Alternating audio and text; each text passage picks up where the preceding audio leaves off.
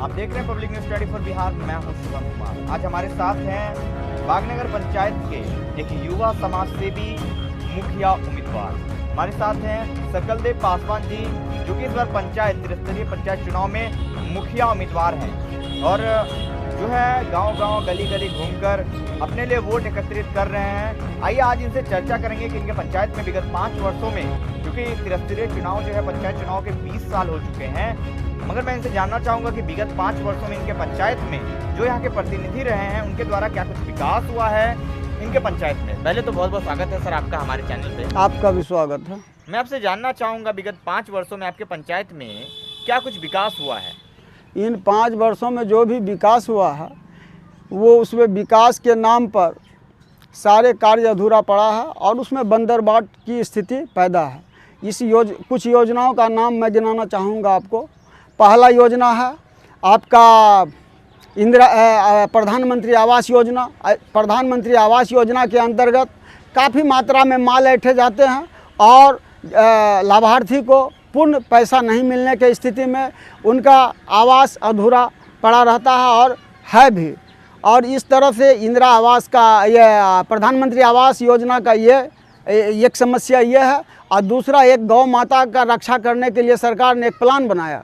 वो प्लान है कि गौशाला नाम के गौ माता का गृह बनाने के लिए वो सरकार का अभियान के तहत 1,82,000 का सुना गया है कि 1,82,000 का वो टारगेट रखा है सरकार ने। और 1,82 में जो वर्तमान में काम हो रही है पंचायत के द्वारा और पंचायत प्रतिनिधि के द्वारा, उनके द्वारा जो भी काम हो रही है, जिसमें लाभुक को मात्र 90,000 रुपया का सुना गया है कि 90,000 रुपया मात्र उसको दिया जाता है। वो भी नकद नहीं, वो क्या कहते हैं कि वो भी मटेरियल के रूप में, सामग्री के रूप में ईंटा सीमेंट मुहैया कराया जाता है, वो भी 1 नंबर नहीं।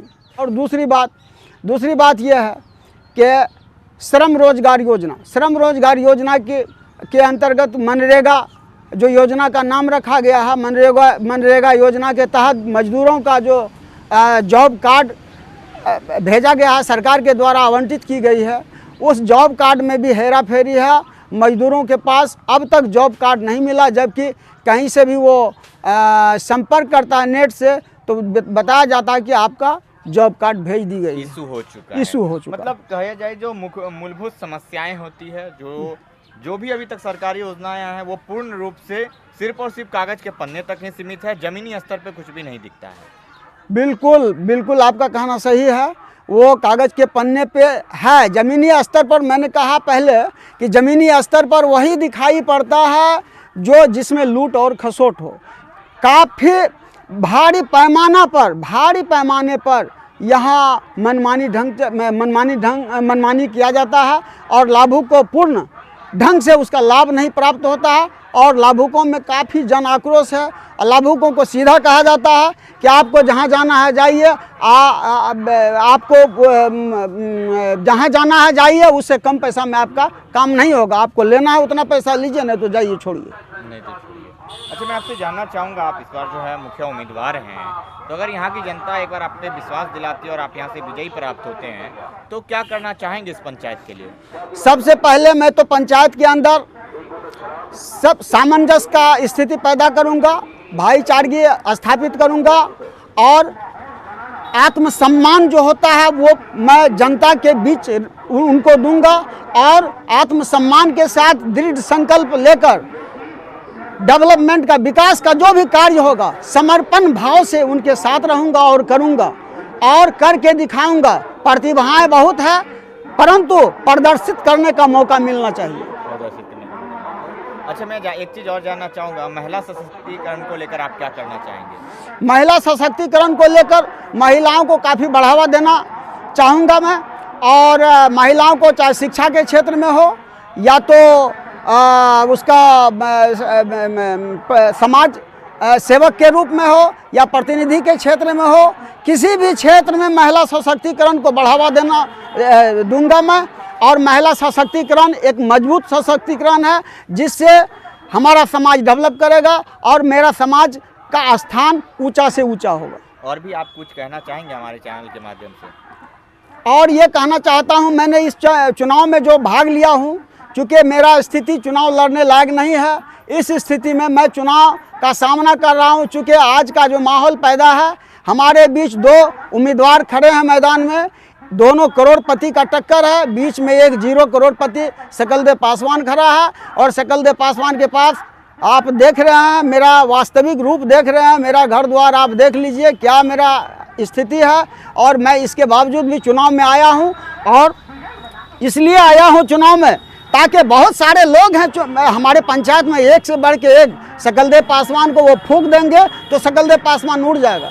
लेकिन ऐसे ऐसे हस्ती चुप बैठा हुआ है, चूँकि इसलिए बैठा है कि वो जानता है कि आज के चुनाव में करोड़ों का खर्च है। अगर ये हम करोड़ रुपया, किसान मजदूर करोड़ रुपया लाएगा कहाँ से? अगर लाता भी है तो उनको ज़मीन बेचना होगा, घर बेचना होगा, तब जाके 1 करोड़ रुपया वो मुहैया कर सकता है। वो भी चुनाव में एक करोड़ रुपया लेके चुनाव में अगर वो आ जाए, गारंटी नहीं कि वो चुनाव जीत ही जाएगा। अगर वो चुनाव हार जाता है तो ऐसे स्थिति में उसके लिए सिवा मौत के कोई दूसरा उपाय। इसलिए मैं इस चुनाव में भाग लिया हूं ताकि हमारे किसान और मजदूर ये देख सके कि सकलदेव का जो आर्थिक दशा है बिल्कुल बद से बदतर है, लेकिन उनके बावजूद भी वो चुनाव मैदान में खड़ा है। और इसके बावजूद चुनाव मैदान में है। मैंने लोगों को कहा कि सकलदेव पासवान का साहस और धैर्य का धन्यवाद करना चाहिए आपको, इसलिए कि सकलदेव पासवान को रहने का घर नहीं है, ठिकाना नहीं है, शाम में क्या खाएगा, सुबह में क्या खाएगा वो नहीं है। लेकिन आप लोग क्यों नहीं आए चुनाव में, इसका क्या कारण है? लोगों ने कहा करोड़ों का चक्कर है भाई। हम कहे बस उसी करोड़ को मुंह झटका देना है, उसको मुंह तोड़ जवाब देना है। चूँकि इसलिए कि सकलदेव पासवान को मदद कीजिए। और 14 कैंडिडेट हमारे इस क्या बोलते हैं बागनगर पंचायत में उम्मीदवार के रूप में अभी सामने है। इस 14 कैंडिडेट में मैंने खुलासा करके कहा कि अगर 14 कैंडिडेट में से एक कैंडिडेट मैं हूँ, 13 कैंडिडेट को मेरे सामने खड़ा करो और सकलदेव पासवान को अकेला खड़ा करो। किसी भी मुद्दा पर, किसी भी विषय वस्तु पर उससे पूछो और उसका डिफिनेशन लो। उसको ग्राम पंचायती राज क्या होता है, कैसे लागू हुआ, उसमें क्या क्या नियम है, उसे पूछो। और सकलदेव पासवान से पूछो। अगर सकलदेव पासवान बताने में कहीं कोई बात संकोच करता है तो ऐसे स्थिति में सकलदेव पासवान को आप उंगली दिखा दो और सकलदेव पासवान अपना पैर पीछे कर लो, चुनाव में नहीं रहेगा वो। तो इस तरह से मेरा ये सोच है कि ये लोकतंत्र में ये संवैधानिक अधिकार है, ये लोकतंत्र का नियम है कि एक मजदूर का बेटा भी प्रतिनिधित्व कर सकता है और एक किसान का बेटा भी कर सकता है, एक बड़े आदमी का बेटा भी कर सकता है, या इत्यादि लोग भी कर सकते हैं। इसलिए सकलदेव पासवान एक ऐसा कैंडिडेट है जो संवैधानिक चुनाव प्रणाली का पालन करते हुए अपना चुनाव प्रचार करता है। और संवैधानिक तरीके से मैंने अपने बात को जनता के अदालत में ले जाता हूं। जनता का अदालत मुझे जो आश्वासन देते हैं उसको मैं मानता हूं। मैं जनता की अदालत में ये कहता हूं सकलदेव पासवान आपके बीच है। अगर सकलदेव पासवान में प्रतिनिधित्व करने का कोई लुक, कोई क्षमता दिखाई पड़ रहा है तो आप मुझे अपना विश्वास और अपना मत दीजिए, मैं आपको अपना प्रतिभा दिखाऊंगा।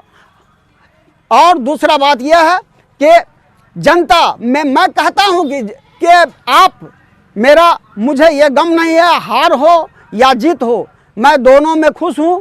आप अगर जिता दें तो बहुत खुशी की बात है, अगर आपका इच्छा नहीं है वोट देने का तो उसमें भी मैं नाराज़ नहीं हूं, उसमें भी खुश हूं। इसलिए आपको चाहिए कि सकलदेव के अंदर जो छुपा हुआ प्रतिभा है वो सामने ला सके। मेरा एक योजना ज़बरदस्त है सर। योजना क्या है कि डेवलपमेंट का काम सरकार के द्वारा जो योजना लाई गई है, जो योजना चलाया जाता है, उस योजना के तहत जो लाभ मेरा मुख्य उद्देश्य है वो लाभ के द्वारा हम अपने पंचायत को जो लाभ दे सकें। उसके अतिरिक्त मैं एक संस्था चलाना चाहता हूं, एक कमेटी बना के, और कमेटी के अंदर अनेकों कमेटी को जोड़ के एक संस्था बनाना चाहता हूं। और संस्था के द्वारा उसमें चंदा मांग के, झोला फैला के, जहाँ से हो, कहीं से भी हो, वहाँ से हम धन इकट्ठा करके उस कमेटी में रखूँगा। और उस कमेटी उस पैसा से, उस राशि से गरीबों के बच्चे को, सबसे पहले मुखिया जो है समाज का फाउंडर होता है, फाउंडेशन अगर अच्छा हो तो वो काम चुस्त और दुरुस्त होता है और मजबूत होता है, ताकि वो अगर मैं वो कमेटी चलाऊंगा, कमेटी में जो भी धन मुहैया किया जाएगा, उस धन से जो बच्चा हमारे समाज के पढ़ने वाले हैं, गरीब हैं, मजदूर है, किसान है, उनके पास अभी पैसा नहीं है कि वो बाहर जाएगा, अच्छे कॉलेज में एडमिशन हो पाएगा, पैसा के बदौलत वो बेचारा क्या करता है कि दिल्ली पंजाब का शरण में चला जाता है और उसका भविष्य अंधेरे की ओर चला जाता है। मेरा एक अपना कथन है, अपना सोचना है कि मैं अगर मुझे मौका मिलता है तो सबसे पहले मैं एक संस्था बनाकर, एक कमेटी बनाकर, एक ट्रस्ट बनाकर उसमें धन मुहैया कर, मांग के चांग के, जैसे हो आपसे हो, उनसे हो धन मुहैया करके किन के लिए करेंगे? जो बच्चा के अंदर प्रतिभा है, उसके प्रतिभा को प्रदर्शित करने के लिए वो बच्चा को मदद किया जाएगा। वो अच्छे से अच्छे कॉलेज में जाएगा, चाहे वो 1 लाख रुपया लगे, 2 लाख रुपया लगे, 5 लाख रुपया लगे। ये भी मेरा मनोकामना है कि 5 लाख तक रुपया लगता है, उसको अच्छे कॉलेज में एडमिशन करवाएंगे और वो पैसा जब वो बच्चा नौकरी चाकरी करेगा तो पुनः संस्था को वापस करेगा।